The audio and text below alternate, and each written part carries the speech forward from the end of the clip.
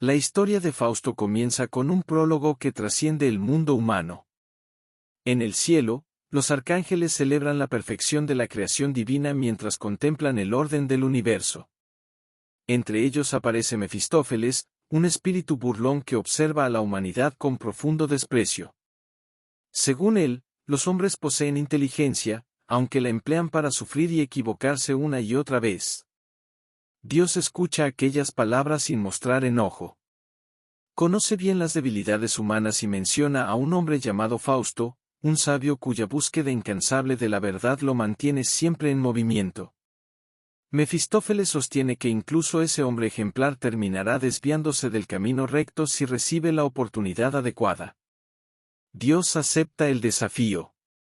Mientras Fausto continúe esforzándose por alcanzar la verdad, aún podrá encontrar el camino correcto. Así queda establecido el célebre pacto celestial que dará origen al resto de la historia.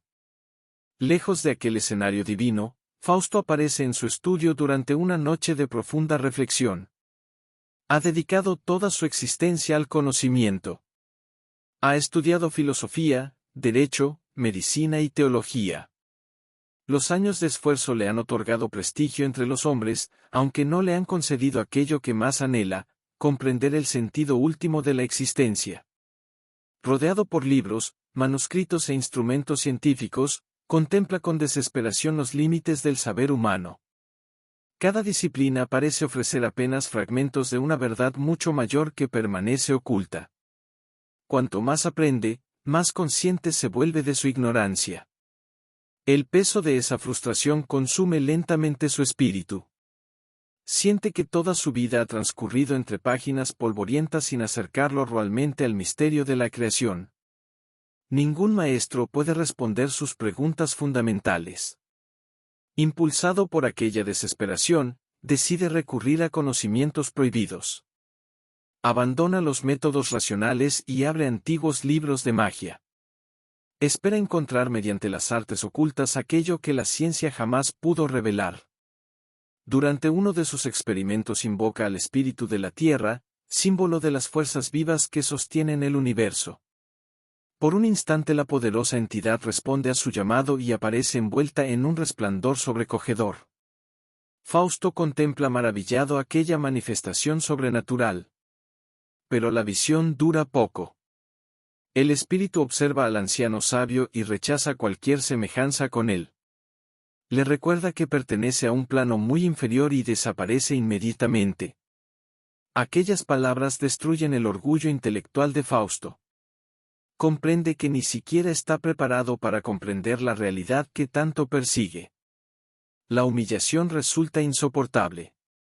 Convencido de que su vida carece de sentido, toma un frasco con veneno decidido a terminar con su sufrimiento. Ningún conocimiento ha logrado llenar el vacío de su alma. Cree que la muerte será la única puerta hacia una verdad distinta. Cuando está a punto de beber el líquido mortal, escucha desde la distancia el sonido de las campanas de Pascua acompañado por los cantos del coro religioso. Los himnos despiertan en su memoria los días felices de la infancia, cuando aún conservaba la fe y la esperanza. Aquellos recuerdos conmueven profundamente su corazón. Fausto deja el veneno sobre la mesa. A la mañana siguiente sale de la ciudad acompañado por su fiel ayudante Wagner.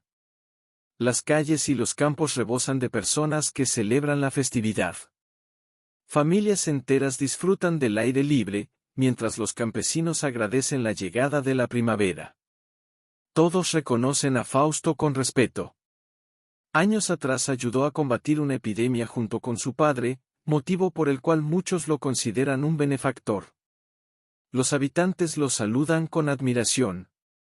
A pesar del afecto que recibe, Fausto experimenta una amarga contradicción. Sabe que la fama y el reconocimiento no alivian la angustia interior. Mientras observa la alegría de la multitud, comprende que continúa siendo prisionero de una búsqueda imposible. Durante el paseo aparece un extraño perro negro que comienza a seguirlo silenciosamente. El animal se mueve con una inteligencia poco común y nunca se aparta demasiado de Fausto. Al regresar al estudio, el perro entra junto a él. Poco a poco comienza a comportarse de manera inquietante. Su cuerpo parece transformarse entre sombras y vapores hasta adoptar finalmente la figura de un elegante caballero.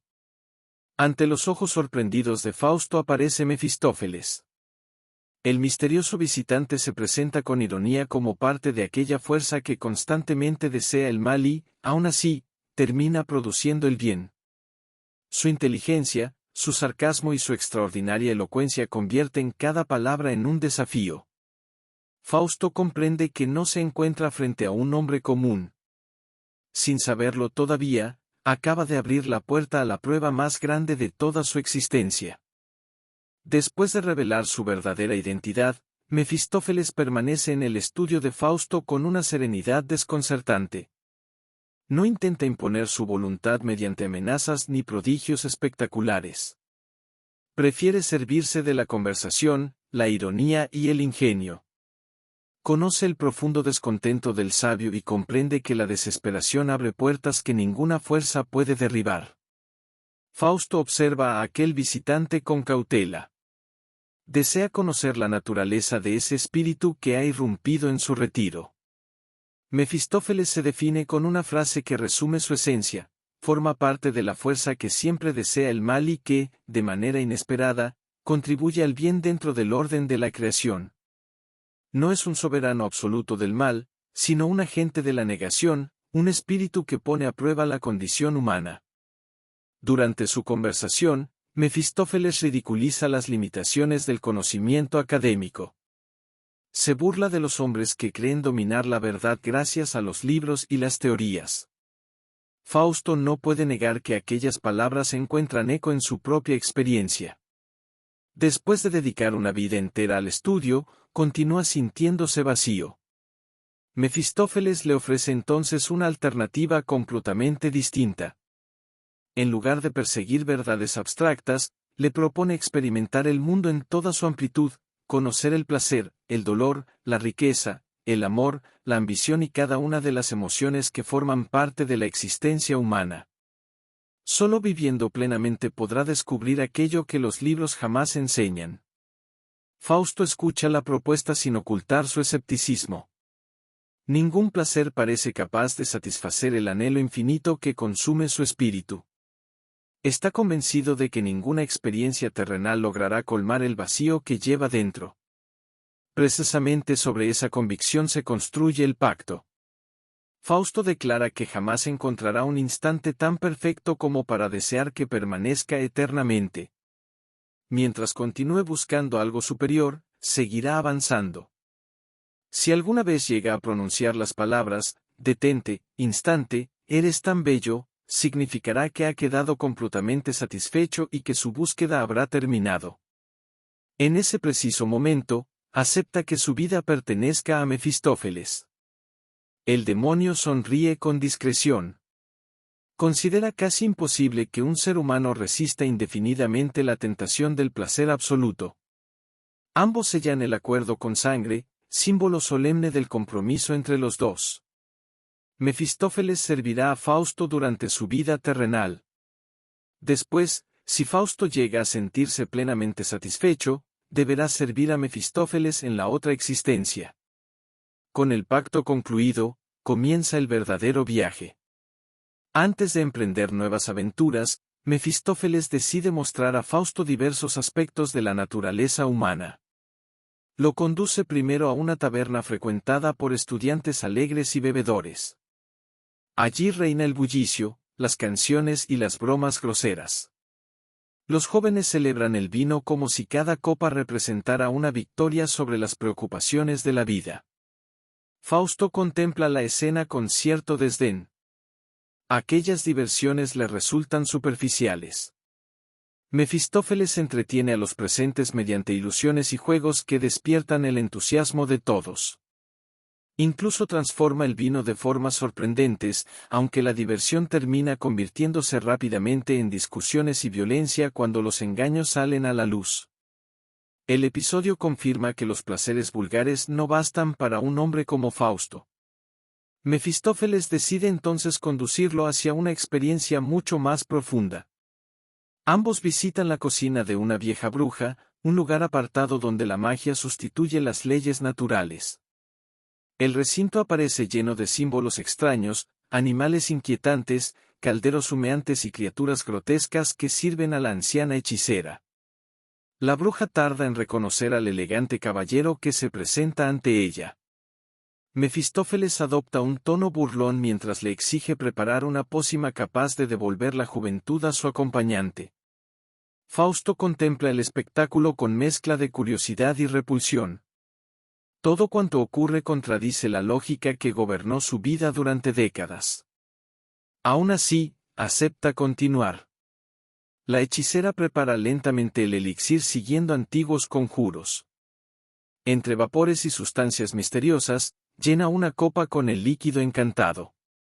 Fausto bebe sin vacilar. Poco a poco comienza la transformación. La pesadez de los años desaparece. Sus fuerzas regresan con intensidad desconocida.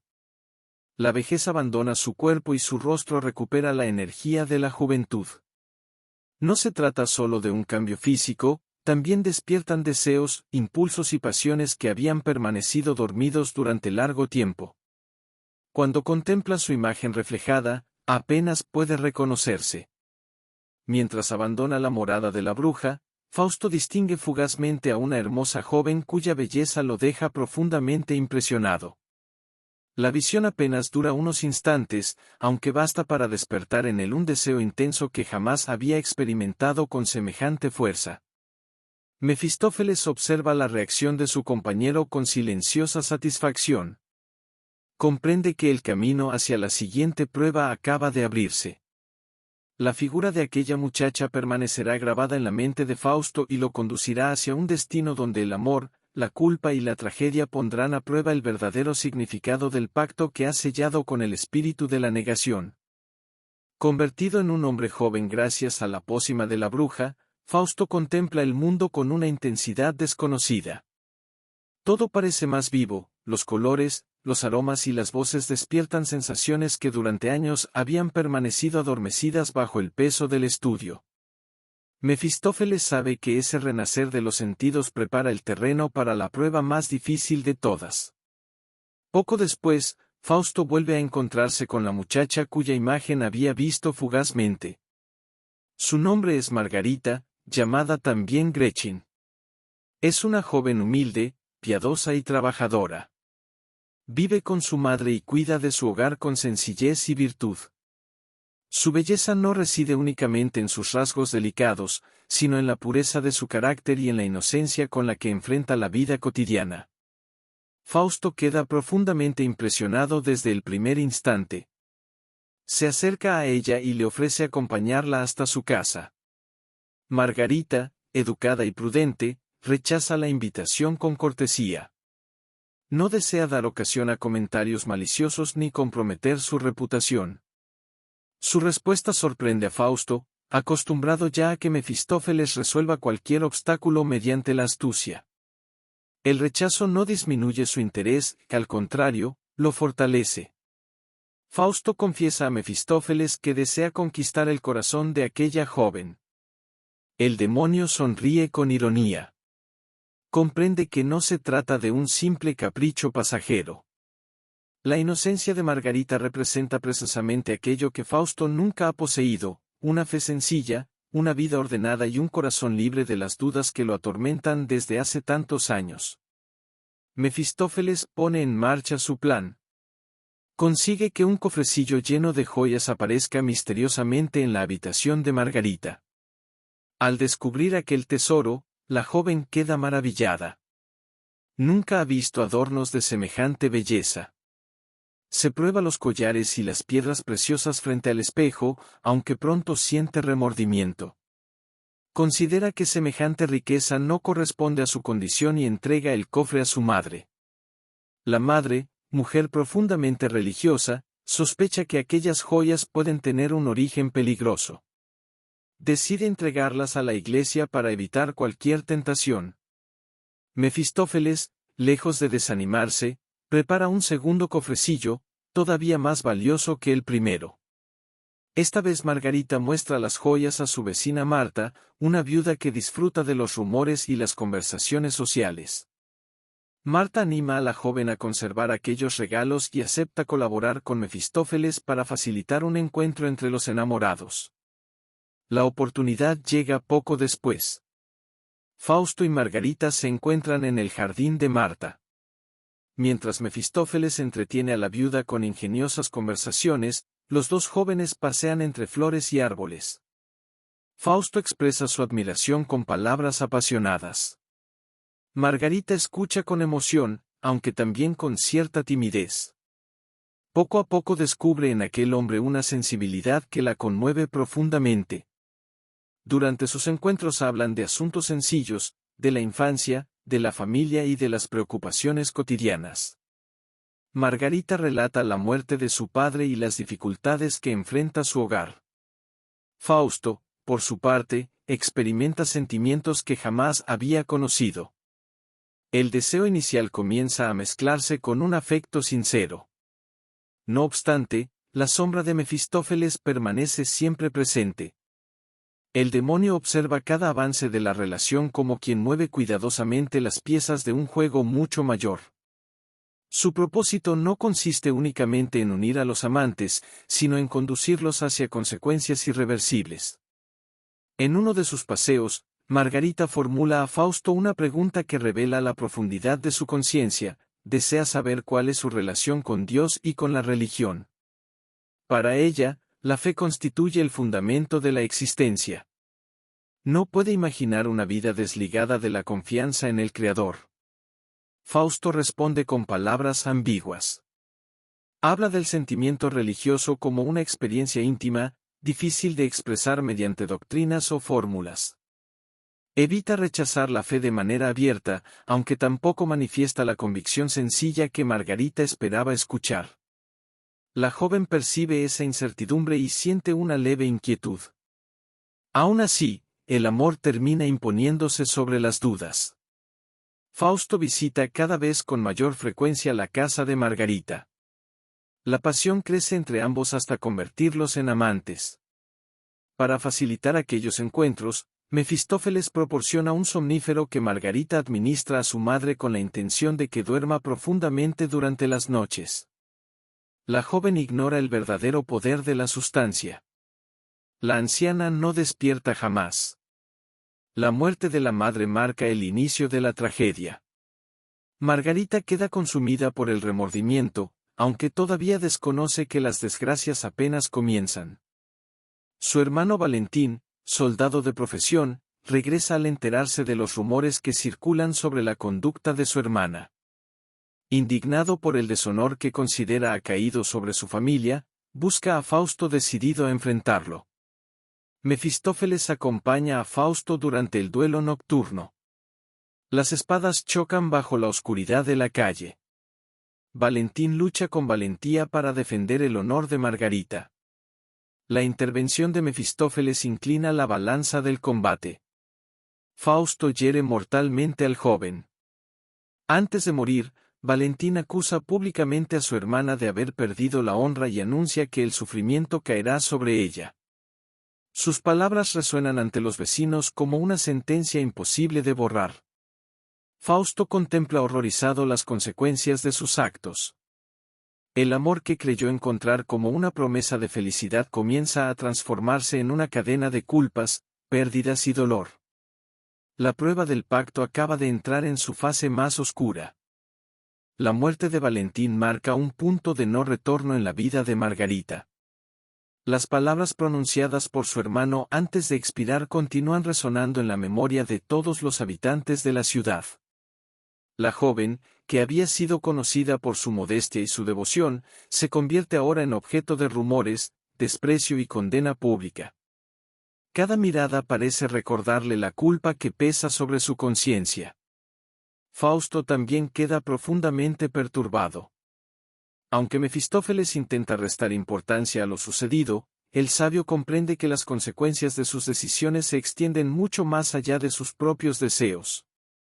Lo que comenzó como una búsqueda apasionada de la experiencia humana ha desencadenado una cadena de sufrimientos que ya no puede detener. Mientras tanto, Margarita enfrenta sola el peso de la tragedia. La muerte de su madre, la pérdida de su hermano y el abandono social la hunden en una profunda desesperación. Su fe permanece viva, aunque ahora está mezclada con un dolor insoportable. Busca consuelo en la oración y acude a la iglesia con la esperanza de hallar paz para su alma. En una de las escenas más intensas de la obra, Margarita entra en la catedral durante un oficio religioso. Las voces del coro llenan el recinto con solemnidad, mientras el órgano resuena bajo las altas bóvedas del templo. Allí intenta concentrarse en la oración, aunque su mente no logra liberarse de los recuerdos. En ese momento aparece un espíritu maligno, cuya voz solo ella parece escuchar. No se trata de Mefistófeles en persona, sino de una presencia que representa la culpa y la desesperación que atormentan su conciencia. El espíritu le recuerda la muerte de su madre, la sangre derramada por Valentín y la vergüenza que pesa sobre su nombre. Cada palabra hiere profundamente el corazón de Margarita. Las oraciones que antes le brindaban esperanza ya no consiguen acallar el tormento interior. Abrumada por la angustia, pierde el conocimiento dentro del templo. Entretanto, Fausto busca distraerse de sus remordimientos. Mefistófeles lo conduce a la famosa noche de Walpurgis, celebrada en las montañas de Lars. Allí, según las antiguas tradiciones, las brujas y los espíritus se reúnen para celebrar una noche de desenfreno. El paisaje se transforma en un espectáculo fantástico. Las montañas aparecen cubiertas de niebla. Figuras sobrenaturales, demonios, hechiceras, criaturas grotescas y seres mitológicos llenan la oscuridad con danzas, cantos y celebraciones extravagantes. Todo parece obedecer a un mundo donde desaparecen las leyes humanas. Mefistófeles invita a Fausto a participar en aquella fiesta infernal, convencido de que el exceso logrará hacerle olvidar a Margarita. Durante algún tiempo, Fausto contempla el desfile de apariciones fantásticas. La música, los bailes y las ilusiones convierten la montaña en un escenario de caos y seducción. Pero su corazón permanece inquieto. Entre las numerosas visiones que cruzan ante sus ojos distingue de pronto una imagen estremecedora. Margarita aparece pálida, con el cuello rodeado por una delgada línea roja, como si llevara la marca de una futura ejecución. Sobrecogido, pregunta a Mefistófeles por aquella visión. El demonio intenta desviar la conversación y minimizar el significado del presagio. Finalmente admite que Margarita ha sido encarcelada. La joven ha dado a luz a un hijo fruto de su relación con Fausto. En medio de la desesperación y la pérdida de la razón, abandona al recién nacido, quien muere. Las autoridades la acusan de infanticidio y la condenan a muerte conforme a las leyes de la época. La noticia sacude profundamente a Fausto. Por primera vez comprende con absoluta claridad la magnitud del desastre provocado por el pacto. Ninguna aventura, ningún placer y ninguna experiencia pueden justificar el sufrimiento de la mujer que ama. Decide salvarla. Fausto exige a Mefistófeles que lo conduzca hasta la prisión. El demonio accede, aunque deja claro que no puede alterar la sentencia pronunciada por la justicia humana ni el juicio que corresponde a Dios. Durante la noche, ambos llegan al calabozo donde Margarita espera la ejecución. La encuentran profundamente transformada. El dolor y la culpa han debilitado su cuerpo, aunque su espíritu conserva una extraordinaria dignidad. Al principio no reconoce a Fausto. Cree que ha llegado un verdugo para conducirla al suplicio. Cuando finalmente comprende quién está frente a ella, revive por un instante la felicidad de los días pasados. Fausto rompe las cadenas y le suplica que escape con él. Todo está preparado para la huida. Los caballos esperan fuera de la prisión. Margarita escucha atentamente. No obstante, comprende que ya no puede escapar de aquello que ha sucedido. Reconoce su propia culpa ante Dios y rechaza la posibilidad de salvar únicamente su vida terrenal. Sabe que ninguna fuga podrá devolver la existencia a su madre, a su hermano ni a su hijo. Con absoluta humildad encomienda su alma a la misericordia divina. Mefistófeles insiste en que abandonen inmediatamente el lugar. El tiempo se agota. Fausto suplica una vez más. Margarita permanece firme. En ese instante resuena una voz celestial que proclama: «Está salvada». Mefistófeles responde con amargura: «Está condenada para mí». Pero la sentencia del cielo prevalece. Mientras Fausto es arrastrado fuera de la prisión por Mefistófeles, Margarita permanece confiada en la gracia divina. Aunque pierde la vida según la justicia de los hombres, su alma alcanza la redención. Así concluye la tragedia de Gretchen, cuyo destino constituye el centro moral de la primera parte de Fausto y demuestra que la misericordia de Dios es superior al poder del mal. La tragedia de Margarita pone fin a la primera parte de la obra, aunque el destino de Fausto todavía no ha concluido. Goethe retoma la historia en una segunda parte mucho más simbólica y filosófica, donde el protagonista abandona el ámbito íntimo del amor para enfrentarse a los grandes temas de la humanidad, el poder, la belleza, la política, la cultura y el sentido último de la existencia. Al comenzar esta nueva etapa, Fausto despierta en un paisaje natural. Los espíritus del aire alivian el peso de sus recuerdos, permitiéndole continuar su camino. La culpa por la muerte de Margarita permanece como una huella imborrable, aunque ya no domina cada uno de sus pensamientos. Su búsqueda del conocimiento y de la plenitud sigue viva. Mefistófeles permanece a su lado, fiel al pacto establecido. Juntos llegan a la corte de un emperador cuyo reino atraviesa una grave crisis económica. El tesoro imperial está vacío, el desorden amenaza la estabilidad del gobierno y nadie encuentra una solución duradera. Con su habitual astucia, Mefistófeles propone una medida innovadora: emitir papel moneda respaldado por las riquezas ocultas que, según afirma, permanecen enterradas bajo el territorio imperial. La idea devuelve temporalmente la prosperidad al reino. El emperador celebra la aparente recuperación, mientras la corte se entrega nuevamente al lujo y a las fiestas. Fausto contempla estos acontecimientos con creciente interés. Ya no busca únicamente comprender al individuo, sino también las fuerzas que gobiernan las sociedades humanas. Más adelante participa en un extraordinario espectáculo donde son evocadas las figuras legendarias de Helena de Troya y París. La aparición de Helena despierta en Fausto una profunda admiración. Para él representa el ideal absoluto de la belleza clásica, la perfección que los antiguos griegos asociaban con la armonía entre cuerpo y espíritu. Gracias a complejos episodios llenos de símbolos y elementos mitológicos, Fausto llega finalmente a unirse con Helena. De esa unión nace Euforión, personaje que reúne el impulso creativo, la pasión y el deseo de elevarse por encima de los límites humanos. Su existencia resulta breve. En su afán por alcanzar alturas imposibles, cae y muere, recordando que incluso los ideales más elevados están sujetos a la fragilidad de la condición humana. Tras la desaparición de Helena y la muerte de Euforión, Fausto comprende una vez más que ninguna felicidad terrenal permanece para siempre. La belleza absoluta también pertenece al mundo de lo pasajero. Ya anciano, dirige su atención hacia una empresa completamente distinta. Sueña con conquistar tierras al mar mediante grandes obras de ingeniería. Imagina una región donde hombres libres puedan trabajar, construir hogares y prosperar gracias a su propio esfuerzo.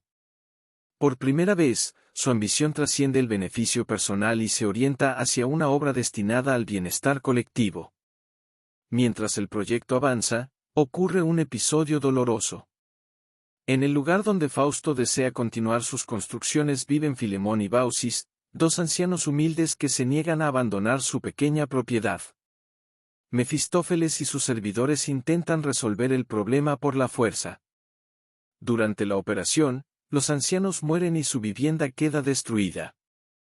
Cuando Fausto conoce el desenlace, experimenta un profundo pesar. Nunca había deseado aquella violencia. Comprende que incluso las empresas más nobles pueden verse manchadas cuando permiten que otros actúen sin respeto por la vida humana. Los años terminan por vencer su cuerpo. La ceguera alcanza al anciano, aunque su espíritu continúa imaginando el futuro de la tierra que desea transformar.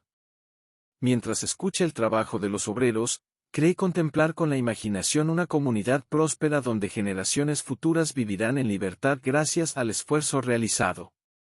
En ese instante pronuncia unas palabras que recuerdan la condición del pacto. Al momento podría decirle, detente, eres tan bello. Mefistófeles cree haber obtenido la victoria. Interpreta que Fausto, finalmente satisfecho, ha pronunciado la frase que entrega su alma conforme al acuerdo firmado años atrás. Fausto muere. Los demonios acuden de inmediato para reclamar aquello que consideran legítimamente suyo. Pero el desenlace no ocurre como Mefistófeles esperaba. Una multitud de ángeles desciende desde el cielo. Mientras esparcen rosas que hieren y distraen a los demonios, arrebatan el alma de Fausto antes de que pueda ser llevada al infierno. Mefistófeles contempla impotente cómo pierde el fruto de tantos años de esfuerzo. En las últimas escenas, Goethe presenta un grandioso coro celestial. Diversos personajes espirituales reciben el alma de Fausto mientras explican el verdadero significado de su salvación. Entre ellos aparece Margarita, ahora purificada y glorificada. Ella intercede por el hombre al que amó, guiándolo hacia una existencia superior. Su amor, transformado por la gracia divina, participa en la redención de Fausto. La obra concluye afirmando que el ser humano puede alcanzar la salvación cuando jamás renuncia a buscar lo verdadero y lo bueno. Fausto cometió errores graves y provocó inmensos sufrimientos, pero nunca dejó de aspirar a algo superior a sí mismo. Esa búsqueda constante, unida a la misericordia de Dios, resulta más poderosa que las fuerzas de la destrucción representadas por Mefistófeles. Las últimas palabras del coro resumen el mensaje espiritual de toda la tragedia. Lo eterno femenino nos atrae hacia lo alto. Con esta imagen, Goethe cierra una de las obras más influyentes de la literatura universal, donde el conocimiento, la tentación, el amor, la culpa, la belleza y la redención convergen en una profunda reflexión sobre el destino del ser humano. Suscríbete a mi canal para subir más contenido. Gracias.